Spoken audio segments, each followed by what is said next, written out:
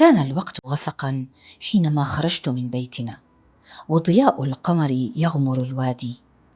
خرجت متسللا من كوخنا، وجاءت سعيدة تودعني وقد عصبت رأسها وقالت كلمات تشجعني، وكان آخر ما نطقت به قبل أن أتجه في طريقي نحو الجبل.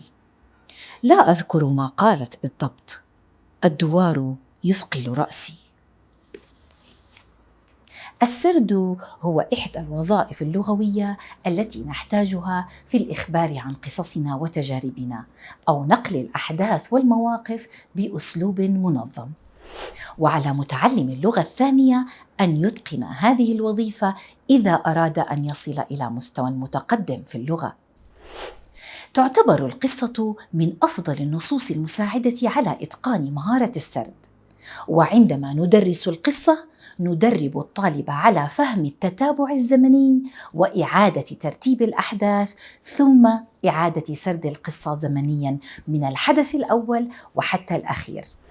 وبعد ذلك نحفز الطالب على إعادة توظيف مهارة السرد في حكاية قصته وتجربته الخاصة. وضعت لكم في أسفل الفيديو فوائد أخرى للسرد، اقرأوها وشاركوني آراءكم وتعليقاتكم.